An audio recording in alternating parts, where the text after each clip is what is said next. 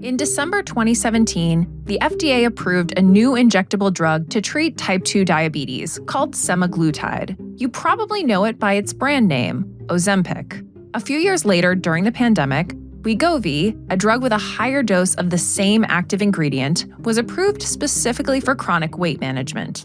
Soon after, people taking Ozempic started reporting a dramatic, even life-changing weight loss. Then celebrities weighed in, and sales skyrocketed. Ozempic is now a bona fide blockbuster. Novo Nordisk reported more than $40 billion in revenue in 2024. And with more than 100 million Americans being obese, you can only imagine those numbers will grow. A bold projection from JP Morgan says that by 2030, 9% of the total US population could be using this class of drugs. Today, we're getting into the science behind these wonder drugs that apparently 1 in 10 of us could end up using. These drugs have the potential to have so many positive effects on our lives, from treating Alzheimer's disease and addiction to changing our relationship with consumption. But like with most things, they also come with risks.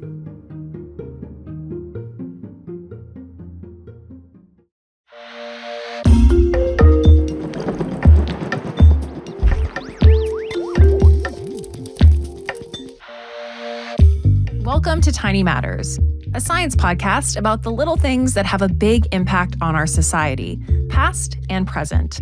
I'm Sam Jones, and I'm joined by my co-host, Deboki Chakravarti. To start, we have to clear something up right off the bat. Totally. So these drugs got a ton of news coverage, especially with all of these celebrities talking about whether or not they were using them to lose weight. There's an estimate that some 30,000 news outlets reported on it. And I guess this makes us roughly number 30,001.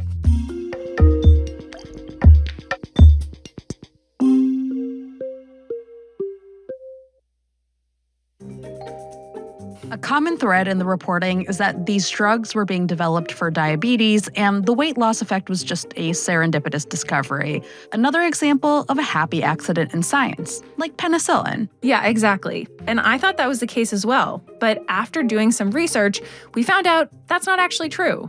We spoke with Lotte Bjerre-Knudsen, Chief Scientific Advisor for Research and Early Development at Novo Nordisk. She says she and her colleagues spent nearly 2 decades trying to develop a drug that would go after both indications, type 2 diabetes and obesity. So where did this rumor come from? Yeah, I do think I know where the misconception comes from. I think the first medicine that was approved didn't have that much weight loss.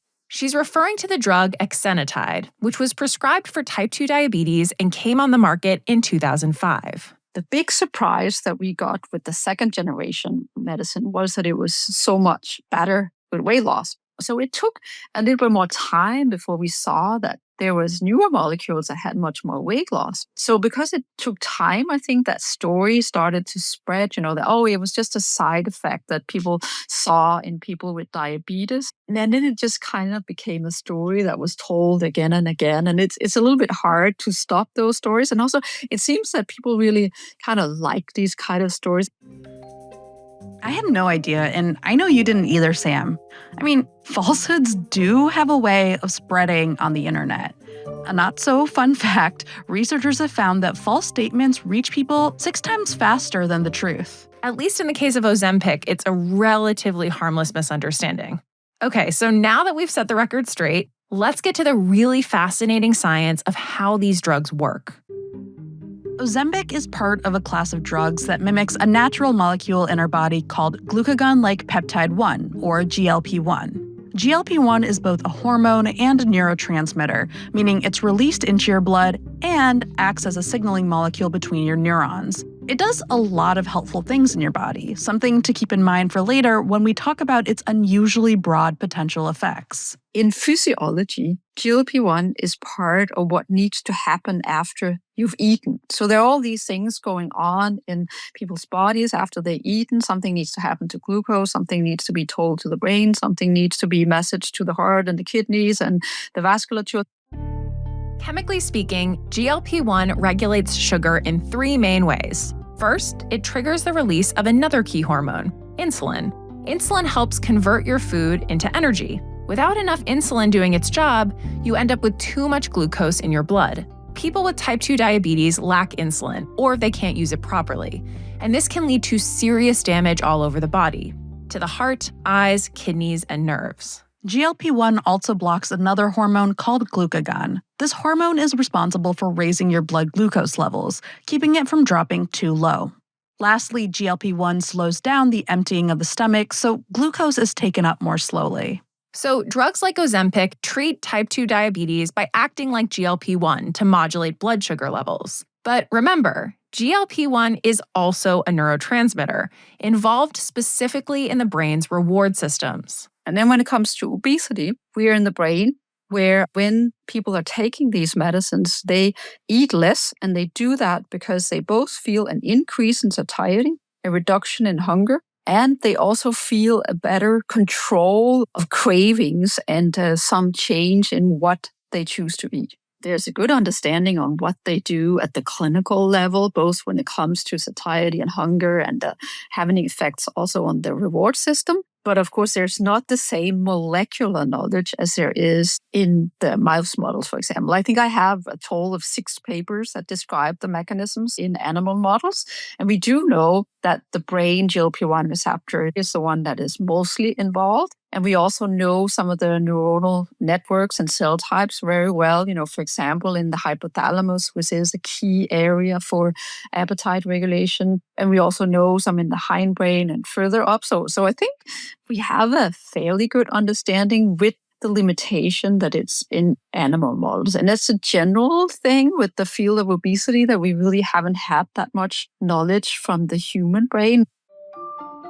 For decades, scientists suspected that there was a hormone in the body that was responsible for boosting insulin production. But it wasn't until the mid-1980s, when GLP-1 was identified, that the science really took off. By the 1990s, there was a lot of interest in trying to make drugs inspired by GLP-1 for both diabetes and obesity. Many of the companies, including Novo Nordisk, went after classic small molecules that would mimic GLP-1, a standard drug development strategy to find a drug that can be neatly packaged into a pill. Small molecules can easily get into cells because, well, they're small.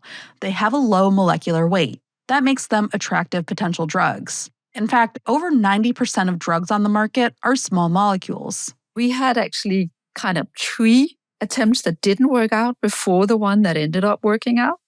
They didn't find any small molecules that would work, so they took a different approach. They came up with the novel idea of creating a GLP-1 mimicking peptide, a molecule made of a chain of amino acids.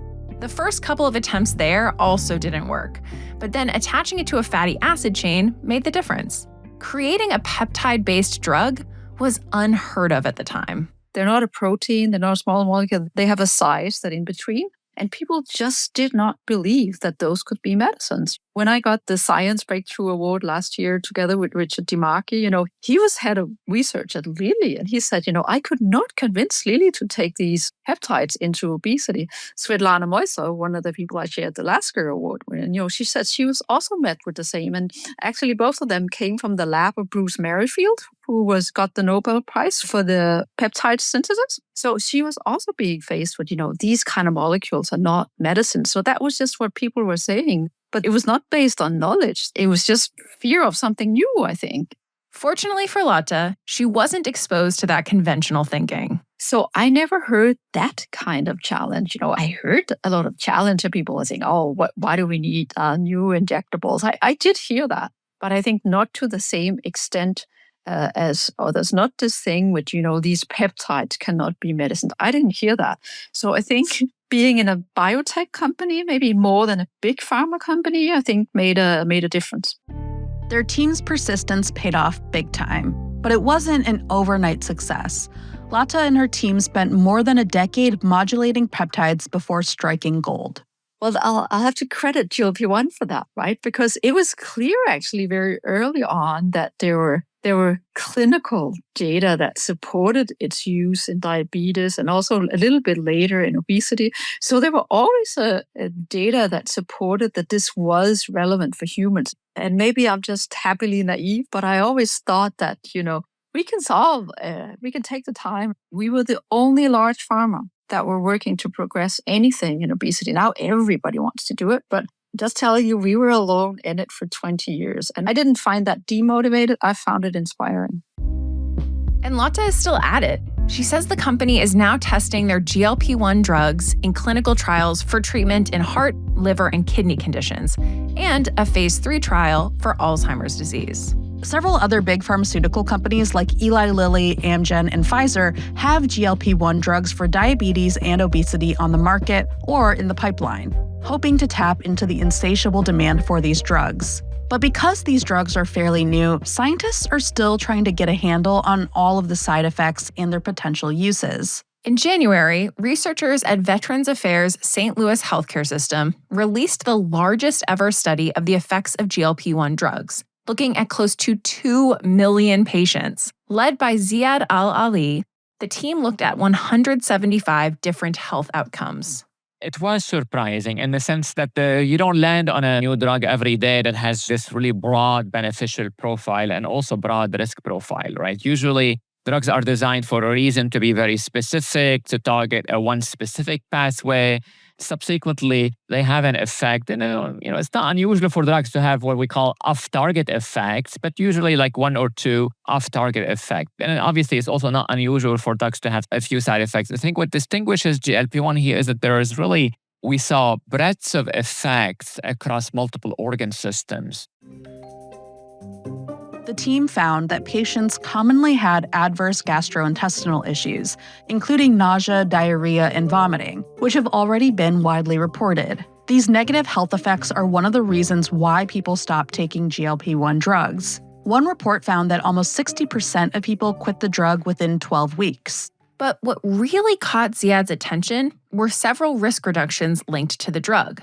One of them was an 11% reduced risk of Alzheimer's disease. And 11% is not really a huge risk reduction. But if you put that in the context where in a landscape where we don't have good therapeutics for Alzheimer's disease, well, I'll take 11% reduction any day when there's no alternative. There's no better reduction. In addition to that 11% reduction, these GLP-1 could be, by sheer serendipity, teaching us about the biology of Alzheimer's disease and giving us breadcrumb clues.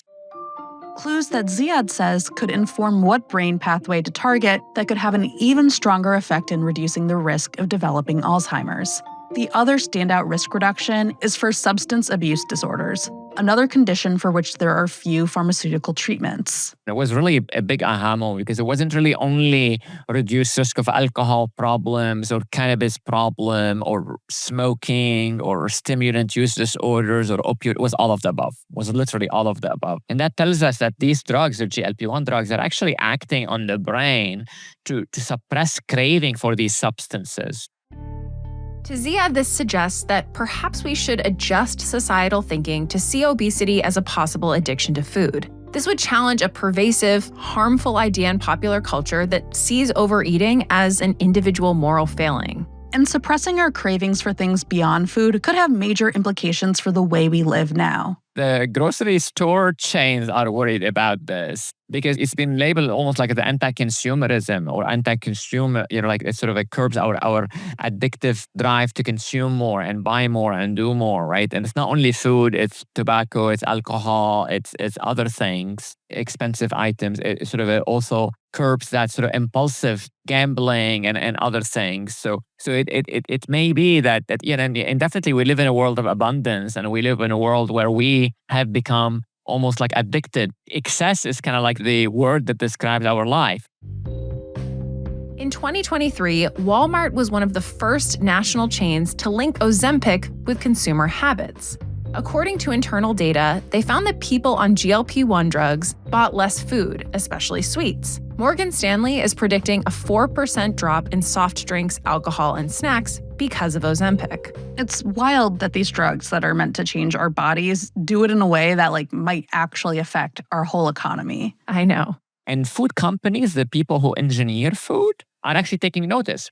They engineer the cereal to be addictive. They engineer the pizzas and pizza doughs to be addictive, the chips and the salsas and all these things that you buy at the grocery store. These are engineered. They're not made fully with natural products. They're engineered. And they actually engineer to make you like them, to make you crave them, gravitate towards them, and buy more and more and more of them. So you keep eating more and buying more, and they make money off of this. And they realize that GLP-1s are curbing this addiction. So now there is a movement. It's almost whenever there is something, there is a counter movement, right?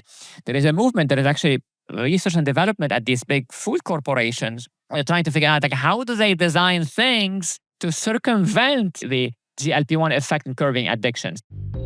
Apparently, the food science industry is scrambling to defend their stronghold on snacking.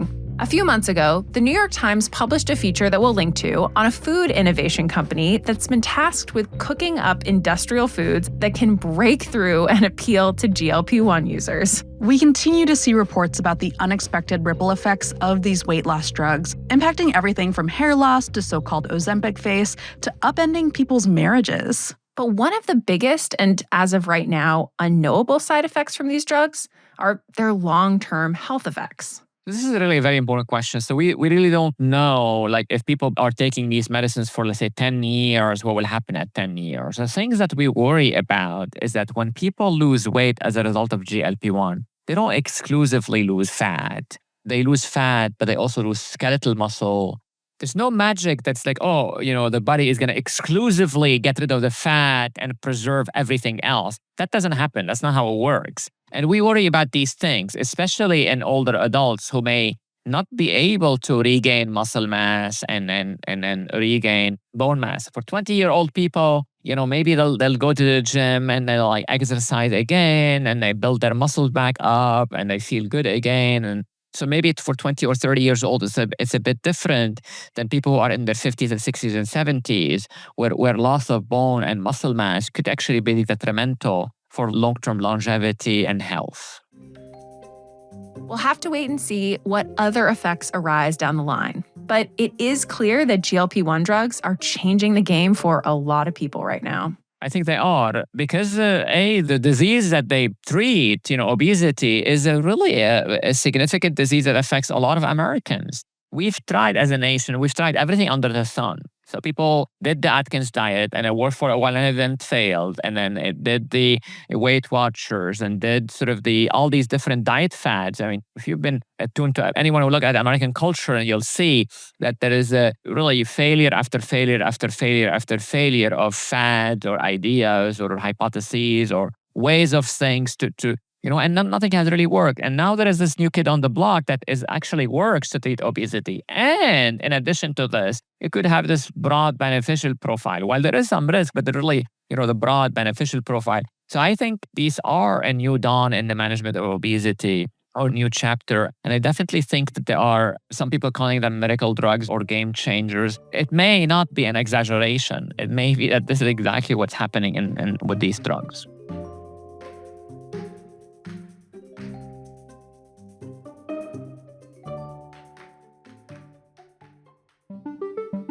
All right, so tiny show and tell. Deboki, do you want to go first? Do you want me to go first? I can go first. Okay, perfect. So I have a recommendation for a general article. It's from the Smithsonian, and it's titled, "For Some Women with Serious Physical Ailments, Mental Illness Has Become a Scapegoat Diagnosis." Mm. And I think it's just like a really important and also interesting look at the tension between two things that are really hard to grapple with medically. The first is women's health, and the other is mental health. I think these are both, areas where it's really easy to go without a good diagnosis. And so it was really interesting to me to see them kind of not clash. It's not a clash because they are both like realities for people. Yeah. But it's interesting. And to me underserved. Exactly. Yeah. Yeah. And so it's interesting to me to see them play out in this way here, and also frustrating because, it can be hard to take conditions that fall under any one of these umbrellas, like seriously. Mm. So the article follows how patients with conditions like endometriosis often have their complaints not taken seriously, which is a very common and terrible aspect of medicine. I feel like if you know anyone who is a woman who has gone to a doctor and faced any kind of like issue, they have probably had a frustrating experience. Yeah. I guess I shouldn't generalize, but It's common. Yeah. It's common. Yeah. and so the patients that this article is following are talking about how instead of getting like the actual diagnosis that they needed physically, they were usually given a diagnosis of anxiety or something else that was more mental health related. And so for the patients, it was really frustrating because it felt like the doctors were saying like the pain is in your head. Yeah. But it was like there was like actually something real and underlying that explained why they were experiencing the symptoms they were experiencing physically. And so the article explores some of the culture of medicine that makes this the case, like doctors having a tough time expressing uncertainty. So that's magnified by how difficult a lot of these conditions are to diagnose.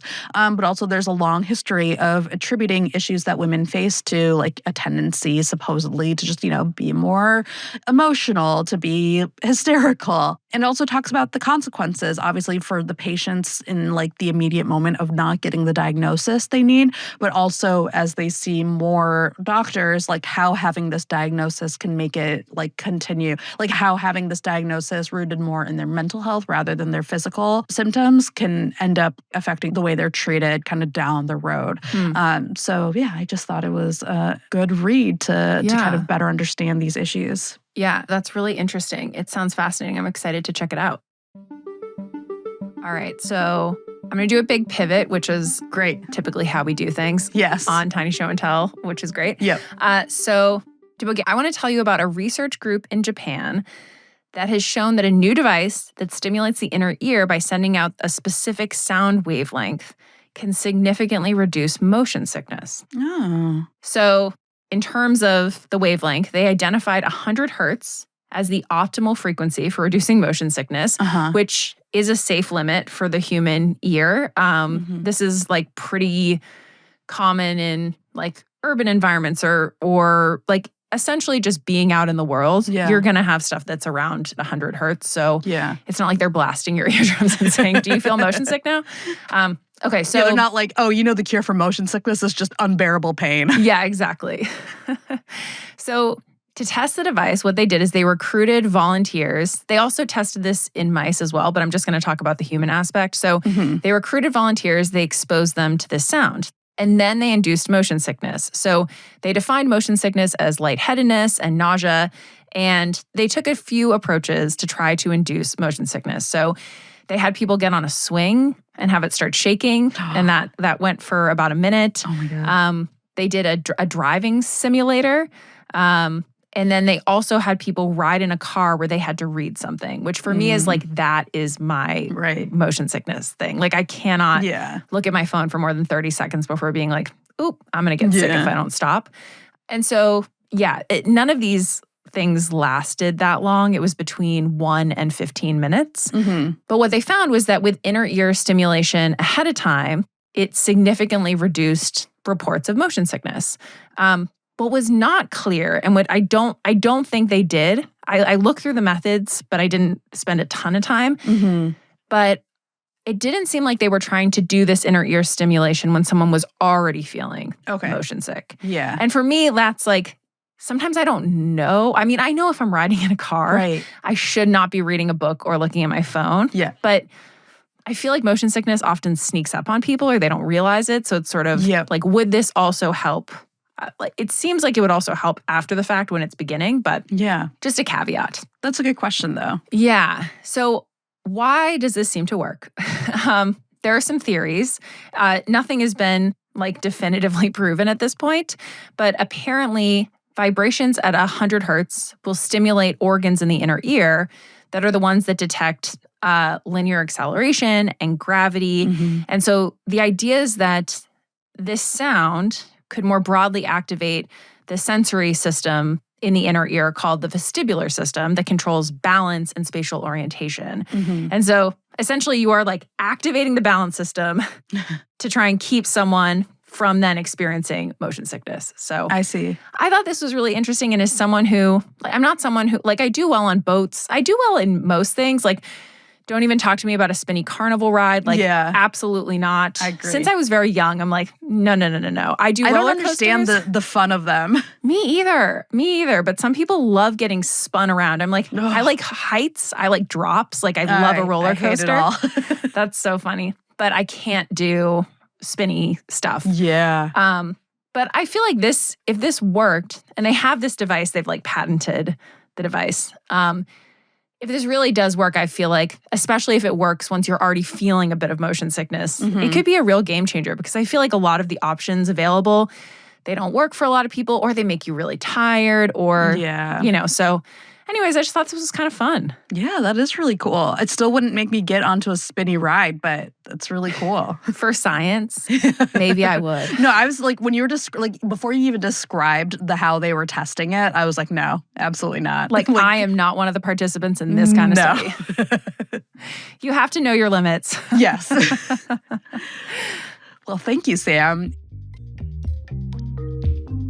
And thanks for tuning in to this week's episode of Tiny Matters, a podcast brought to you by the American Chemical Society and produced by Multitude. This week's script was written by Tien Nguyen and edited by me, Michael David, and by Sam, who is also our executive producer.